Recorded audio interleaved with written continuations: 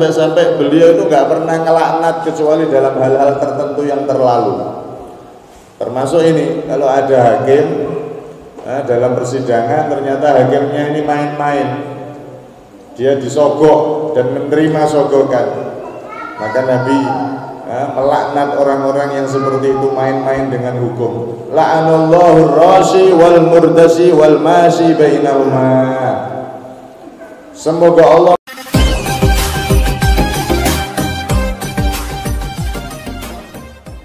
Alhamdulillah wassalatu wassalamu ala Rasulillah Sayyidina Muhammad bin Abdullah wa ala alihi wa sahbihi wa man wala wa la hawla wa la quwwata illa billah.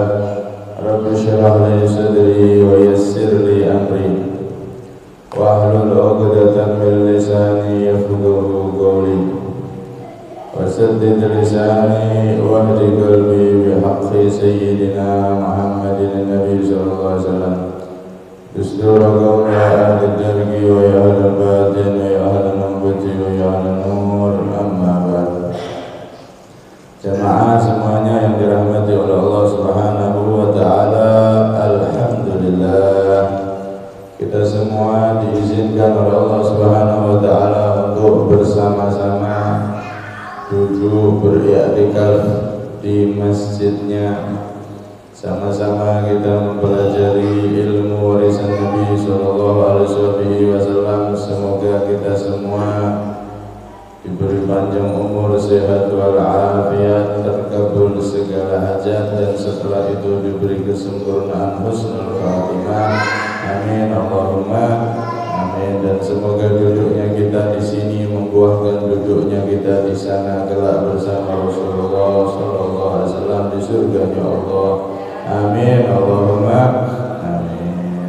Hadirin hadirat yang dirahmati oleh Allah Subhanahu wa ta'ala, kita masuk pada hadis yang ke-33. Qala al-musannif radhiyallahu anhu wa nafa'ana bihi bidarin amin. An Ibnu Abbas radhiyallahu ta'ala anhuma anna Rasulullah sallallahu alaihi wasallam qala law yu'tan nasu bid'awahum ladda'a rijalun amwala qaumin wa dima'ahum walakin al-bayyinatu 'ala al-mudda'i wal yaminu 'ala man ankar. Hadisun hasanun rawahu al-Baihaqi wa ghairuhu hakadha wa ba'duhu fi sahihain. Hadis yang ke-33, Al-Imam An-Nawawi meriwayatkan dengan sanad beliau hingga sahabat Sayyidina Abdullah bin Abbas. Sayyidina Abdullah bin Abbas, Abdullah anaknya punya ayah Abbas, dua-duanya adalah sahabat Rasulullah SAW dan bahkan keluarga Rasulullah SAW, karena Sayyid Abbas adalah pamannya Nabi radhiyallahu anhuma. Manaqib beliau sudah pernah diceritakan di hadis-hadis sebelumnya. Anna Rasulullah, sesungguhnya Rasulullah sallallahu alaihi wasallam qal, beliau bersabda, law yu'tan nasu bidakwahum, law yu'ta, andaikan diberi, an-nasu itu manusia, bidakwahum dengan dakwahnya, dengan dakwaannya, dengan pengakuannya, ladda'a rijalun amwala qaumin, maka benar-benar akan mengaku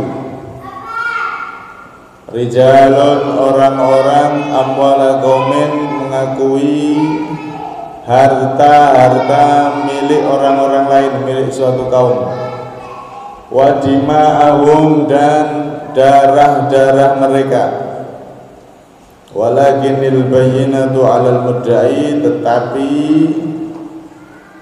saksi 'alal mudda'i, bukti 'alal mudda'i atas orang yang mendakwa, wal yaminu, adapun sumpah 'ala man ankara, atas orang yang ingkar atau terdakwa atau yang dituntut didakwa. Hadisun hasanun, hadis hasan diriwayatkan oleh Al-Imam Baihaqi wa ghairuhu selain Imam Baihaqi. Seperti ini redaksinya. Sebagian hadis ini juga riwayat-riwayat itu diriwayatkan di Sahihain, kitab Sahih Bukhari atau Sahih Muslim. Hadirin yang dirahmati oleh Allah Subhanahu wa taala, di sini Rasulullah sallallahu alaihi wasallam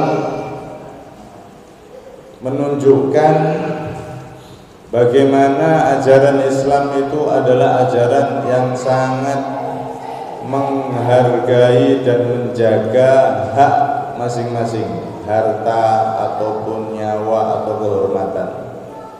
Sehingga di sini Nabi menjelaskan jika ada terjadi percekcokan, yang satu menuduh, oh itu harta saya misalnya, yang satu bukan, ini harta saya, terjadi antara pendakwa dan yang didakwa, penuntut dan yang dituntut.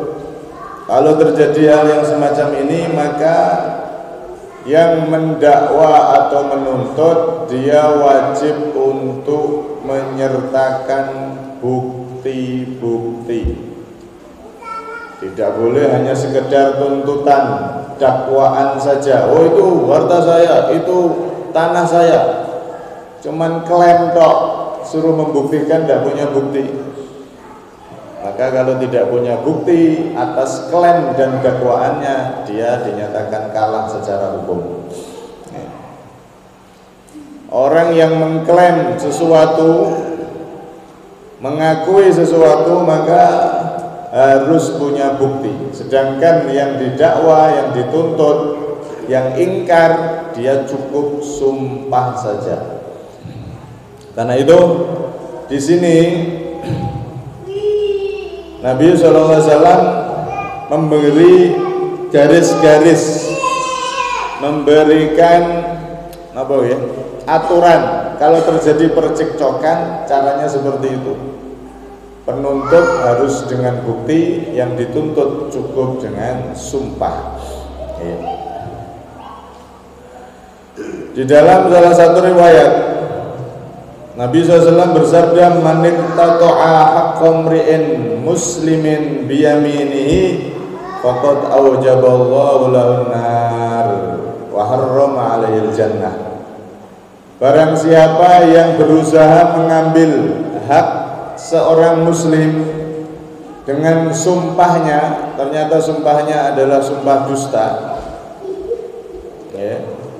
maka Allah Subhanahu wa taala akan mewajibkan bagi dia untuk masuk neraka dan diharamkan atasnya untuk masuk surga.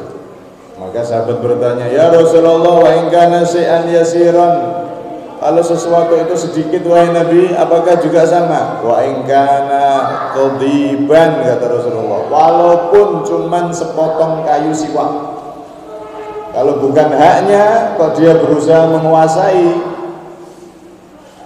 ternyata dengan bukti-bukti yang palsu atau sumpah palsu, sehingga dia benar-benar menang secara hukum, maka dia dipastikan akan dimasukkan oleh Allah di dalam neraka dan diharamkan masuk surga. Walaupun yang diambil cuma sepotong kayu siwak, apalagi tanah, apalagi yang lebih besar dari itu. Makanya orang yang tidak punya hak, maka jangan bermain-main dengan harta orang sesama umat Islam. Sangat berbahaya sekali. Kadang kan orang itu bisa main hukum. Oh itu tanah saya, ngeklaim, dan dia membuat bukti-bukti palsu. Secara hukum di sidang dia menang karena buktinya banyak, ada saksi, ada ini, ada itu. Tapi sebetulnya rekayasa semua. Secara syariat ya dia yang menang. Tapi kebenaran yang asli Allah yang Maha tahu, dia nanti akan mendapatkan ancaman sebagaimana yang disabdakan Nabi SAW tadi itu, na'udzubillah min dzalik. Karena itu sebagai seorang hakim yang memutuskan perkara, jangan sampai bermain-main dalam putusannya. Jadi hadis ini membahas tentang perdata, apa itu jika ada sengketa hukum gitu, okay? Di dalam Islam sudah diatur. Yang jadi hakim juga jangan main-main, yang jadi saksi juga jangan main-main. Karena Nabi juga pernah menyabdakan la tazulu qadama syahidiz zur yaumil qiyamah hatta tajibal nar. Tidak akan bisa melangkahkan kaki kedua telapak orang-orang yang bersaksi tapi dusta penyaksiannya, settingan penyaksiannya. Kecuali orang tersebut pasti akan tergelincir dan pasti akan masuk neraka. Na'udzubillah min dzalik. Di dalam Sahihain Nabi pernah bersabda, ala unabbiukum bi akbaril kabair.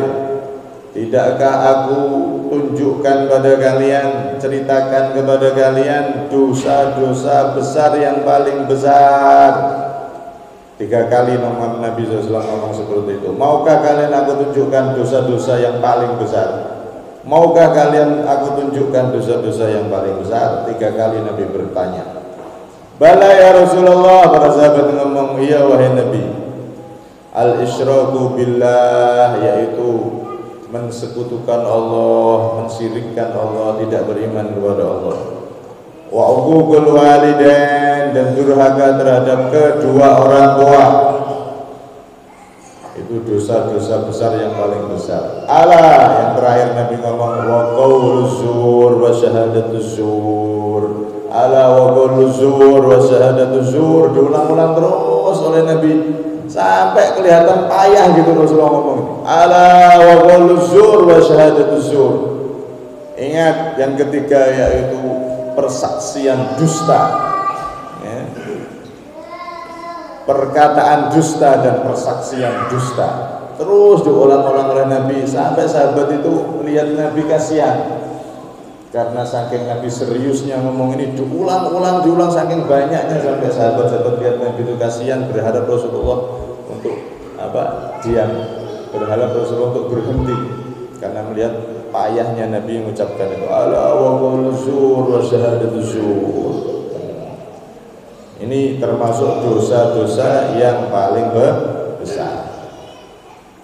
Jika ada penuduh dan ada yang dituduh, maka nanti didatangkan saksi, bukti dan lain-lain. Di sini Nabi memberi peringatan jangan main-main dengan bukti, jangan main-main saat jadi saksi. Kalau memang tahu katakan tahu, kalau tidak tahu bilang tidak tahu. Jangan sampai ternyata gara-gara dikasih uang akhirnya berdusta dalam persaksian. Maka ini termasuk dosa-dosa yang paling besar, dosa-dosa besar yang paling besar. Na'udzubillah min dzalik. Begitu juga yang memutusi hukum, hakimnya tadi itu jangan sampai menerima sogokan. Nabi dalam hadis sampai beliau itu nggak pernah ngelaknat kecuali dalam hal-hal tertentu yang terlalu. Termasuk ini, kalau ada hakim dalam persidangan ternyata hakimnya ini main-main, dia disogok dan menerima sogokan, maka Nabi melaknat orang-orang yang seperti itu main-main dengan hukum. La'anallahu ar-rashi wal murdasi wal mashi bainahuma. Semoga Allah melaknat ar-rashi, orang-orang yang nyogok, wal murtasi, dan yang menerima sogokan, wal mashi bainahuma. Wal mashi bainahuma, dan orang yang memfasilitasi, yang menjadi perantara di antara keduanya. Na'udzubillah min dzalik. Karena itu orang yang sudah bersumpah di persidangan demi Allah, maka seakan-akan dia itu menjadikan Allah sebagai saksinya. Nah, kalau dusta, maka ini termasuk dosa-dosa besar yang paling besar. Seakan-akan Allah dijadikan saksi, ternyata main-main. Ternyata dia berdusta, bukan haknya dia mengaku itu haknya. Na'udzubillah min dzalik. Karena itu di zaman dulu orang-orang yang mempermainkan hukum ini tidak hanya di zaman kita. Di zaman Bani Israel dulu itu ada 3 hakim. Ini cerita ini masyhur. Ada 3 hakim yang mana saat itu Allah Subhanahu wa taala ingin menguji kejujuran daripada 3 hakim tersebut. Akhirnya Allah mengirim malaikat berubah wujud jadi manusia, naik kuda. Ketemulah sama orang yang sedang mengembala sapi serta anak sapinya. Ketika ketemu, akhirnya si sapi ini dikasih aba-aba sama malaikat yang nyamar jadi manusia tadi. Akhirnya sapinya ngikut, anak sapinya juga ngikut kudanya. Terus, wah ini berarti jadi ke sapi, anaknya ini juga milik saya. Maka pemiliknya yang orang tadi itu, tidak bisa, ini kan sapi saya. Udah kalau gitu, ayo kita lapor ke hakim, biar dia yang memutuskan. Akhirnya si hakim pertama ini dikasih mutiara, disogok oleh malaikat yang nyamar jadi manusia. Disogok, nanti putuskan bahwasanya sapi itu adalah milik saya. Ya, terus gimana caranya saya memutuskan? Yaudah nanti ngomong aja. Coba itu kuda dilepas, sapi itu ngikut apa enggak? Kalau ngikut ya berarti itu milik si yang punya kuda. Akhirnya benar si hakim pertama ini ngikuti pesanan dari malaikat yang nyamar tadi itu untuk menguji. Ngikut. Dilepas kudanya, sapinya dan anaknya ngikuti kuda itu. Oh berarti milik yang punya kuda. Yang pemilik asli nggak terima, jangan, nggak bisa. Ayo kita lapor lagi. Saya nggak puas keputusan dari hakim ini. Ayo kita lapor ke hakim yang lebih tinggi. Yang kedua sama, disogok juga. Hukumnya sama kayak tadi. Yang ketiga sama mau disogok, tapi yang ketiga ini jujur. Yang ketiga ini jujur, pas dikasih mutiara, hukum bainana, ayo putuskan hukuman sesuai pesanan saya. Maka hakim yang ketiga ini ngomong, inni haidun, sesungguhnya aku sedang haid, sedang datang bulan. Loh mana ada laki-laki kok datang bulan? Kemudian si hakim dengan cerdasnya, lah mana ada kuda kok bisa punya anak sapi, kok sapi itu jadi milikmu dengan dalih itu sebagai anak daripada kudamu. Mana ada kuda punya anak sapi? Tidak mungkin, sebagaimana tidak mungkin laki-laki itu mempunyai bisa datang bulan. Akhirnya ketahuanlah mana hakim-hakim yang jujur, mana hakim-hakim yang berdusta yang bisa disogok. Alhamdulillah. Karena itu di zaman dulu itu memang penentuan hukum itu bukan pakai pembuktian ataupun sumpah sebagaimana syariat Nabi Sallallahu Alaihi Wasallam. Di zaman Nabi Ibrahim itu hukum ditentukan benar dengan api. Zaman Nabi Ibrahim itu kalau memutuskan ini benar atau salah, mana yang benar antara dua orang atau dua kubu ini, cara memutuskannya suruh tangannya masukkan api. Kalau yang benar,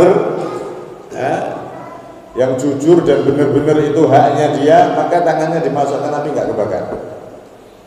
Kunu bardan wa salaman ala Ibrahim. Jadi Nabi Ibrahim itu pakai menghukumi orang salah atau benar dengan api.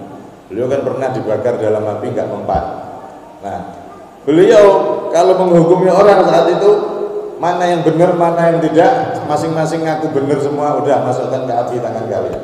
Sing bener masuk ke api tangannya nggak kebakar, tapi yang salah yang ngaku-ngaku ketika dimasukkan api kebakar. Itu zaman Nabi Ibrahim. Beda lagi di zaman Nabi Musa. Kalau zaman Nabi Musa, tongkat beliau itu yang jadi hakimnya, pemutus antara mana yang benar, mana yang salah. Kalau benar maka tongkat itu tenang, diam tenang gitu. Tapi kalau salah, tongkat itu bergerak. Orang ini salah berarti. Itu bisa langsung ketahuan di zaman Nabi Ibrahim dengan api, zaman Nabi Musa dengan tongkat. Kemudian di zaman Nabi Sulaiman itu penentuan hukum hakimnya itu angin. Kalau orang itu benar, maka Nabi Sulaiman manggil angin, disuruh untuk mengangkat orang itu nggak terangkat. Oh berarti orang ini benar. Tapi kalau orang itu salah, Nabi Sulaiman manggil angin, langsung keangkat sudah. Dibawa oleh angin, dihempaskan, dibanting oleh angin. Itu bisa langsung diketahui dengan angin di zaman Nabi Sulaiman. Di zamannya Raja Dzulqarnain. Kalau di zamannya Raja Dzulqarnain itu termasuk raja muslim. Di surat Al-Kahfi diceritakan itu beliau tentang Raja Dzulqarnain, yang mana beliau adalah orang yang membuat pagar dari besi, pagar dari Jud Ma'jud wa Ma'jud itu dikurung oleh beliau sehingga nggak bisa keluar sampai sekarang. Tapi nanti ketika menjelang hari kiamat, Jud Ma'jud itu keluar, pagarnya jebol. Nah itu termasuk beliau penguasa Islam seluruh dunia saat itu. Itu cara menentukan hukum air, pakai media air. Nah orang itu benar suruh masuk ke air nggak tenggelam. Tapi kalau yang salah masuk ke air ya seperti biasa tenggelam. Itu di zaman Raja Dzulqarnain. Nah, kemudian di zaman Nabi Dawud pakai rantai dari langit. Jadi ada rantai dari langit di sebelah Sokhroh itu batu besar yang ada di Masjidil Aqsa sana itu, kan ada kubah Sokhroh itu. Sampai sekarang masih ada. Itu di situ ada rantai yang menjulur dari langit zaman Nabi Dawud itu. Kalau dia orang yang benar maka megang rantai itu bisa. Tapi kalau dia orang yang salah, megang rantai itu nggak bisa. Loncat pakai apa nggak bisa. Nah, rantai itu nggak bisa dipegang oleh orang-orang yang salah. Nah, suatu ketika ada orang itu titip mutiara ke temennya. Ini mutiara saya titip ke kamu. Kemudian dia pergi merantau lama pulang diminta mutiaranya. Mana mutiara saya yang saya titipkan kamu? Loh, kapan kamu titip? Ini mutiara saya bukan mutiara kamu. Akhirnya sengketa. Loh, itu kan yang saya titipkan dulu. Masa kamu lupa? Anda ini mutiara saya kok. Saya nggak merasa dititipi. Akhirnya bersengketa ini. Udah kalau gitu ayo kita ke Sokhroh.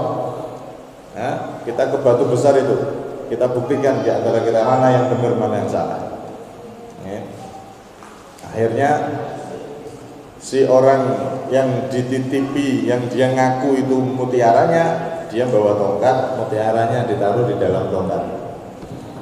Setelah itu tongkatnya dikasihkan pemilik mutiara yang asli, tapi nggak tahu kalau tongkat itu ada mutiara. Tolong ini, saya dulu yang pegang rantai itu. Ini tolong tongkat saya pegangkan. Dipegang sama dia. Kemudian dia, ya Allah, kalau memang benar saya ini sudah memberikan apa yang dia titipkan, sudah saya kasihkan ke dia, maka tolong saya, ya Allah, saya ingin megang rantai itu. Ini tongkatnya kan dikekno, jerone mau nonton mutiara nih, kan harus dikembalikan, dipegang rantainya. Akhirnya, loh, berarti orang ini yang benar. Ya sudah benar kan saya, sini tongkatnya, diambil lagi bawa pulang. Akhirnya semenjak itu orang-orang akhirnya viral, geger loh, sekarang rantainya Nabi Dawud sudah nggak adil. Ternyata yang dititipi mutiara tadi itu pakai trik, mutiaranya ditaruh di tongkat, rantai itu bisa ditipu ternyata.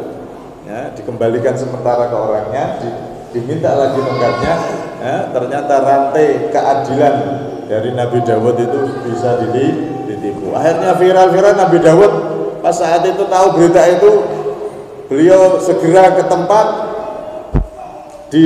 dekat batu itu dan dilihat rantai itu sudah hilang.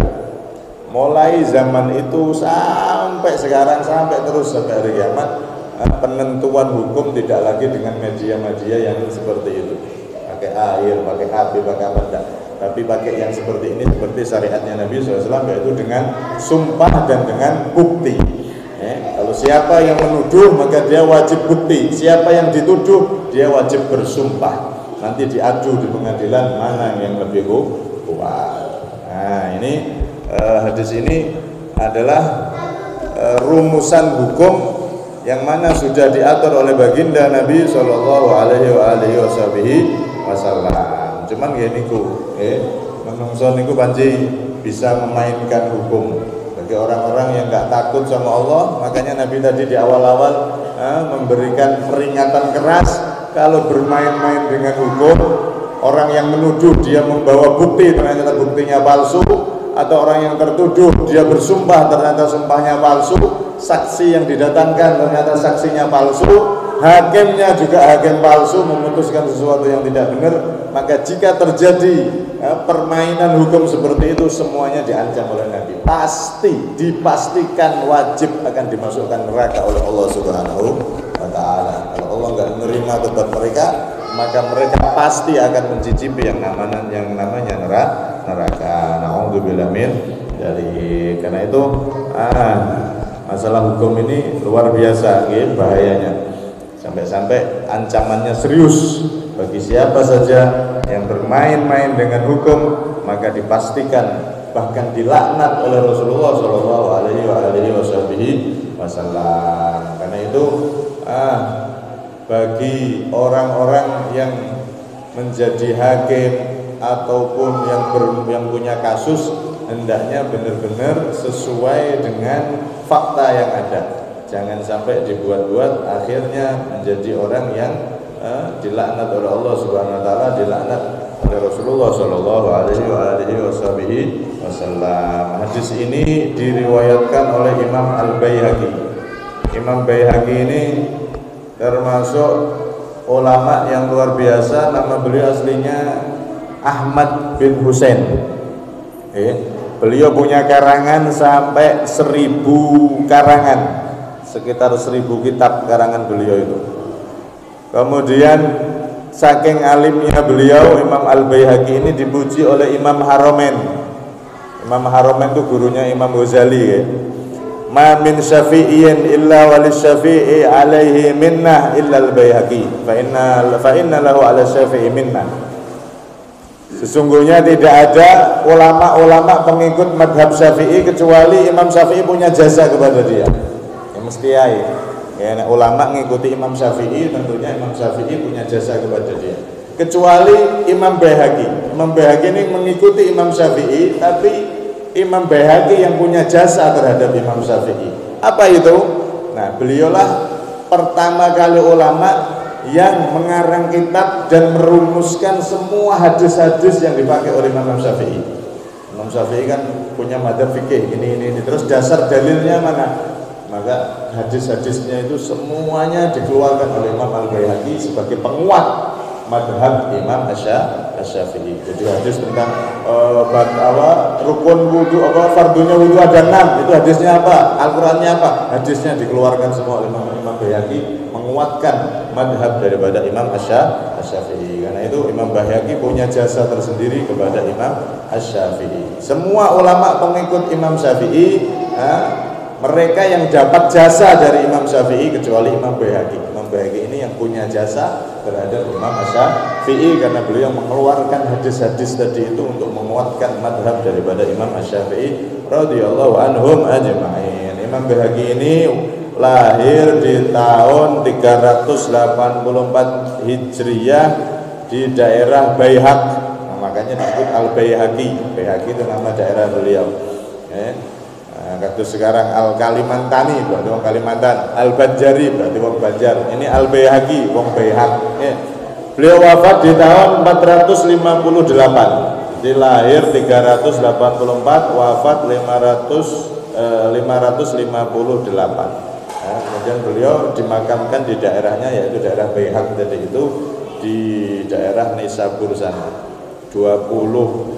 20 mil atau 20 farsakh dari daerah Nisabur. Nah, ini yang meriwayatkan hadis ini. Semoga kita semua termasuk orang-orang yang jujur di dalam itu ketika bermasalah terhadap siapapun. Kita punya masalah, kita bersengketa dengan apapun, maka jangan sampai kita menjadi orang-orang yang menipu dengan bukti, menipu dengan sumpah dan lain sebagainya. Jangan sampai kita masuk dalam orang-orang yang diancam dan dilaknat oleh Rasulullah, yaitu mereka hakim yang tidak jujur, terdakwa yang tidak jujur, atau penuntut yang tidak jujur, bukti, sumpah semuanya palsu. Na'udzubillah min dzalik. Semoga kita semua termasuk orang yang selamat. Amin. Allahumma amin. Kurang lebihnya minta maaf. Assalamualaikum warahmatullahi wabarakatuh.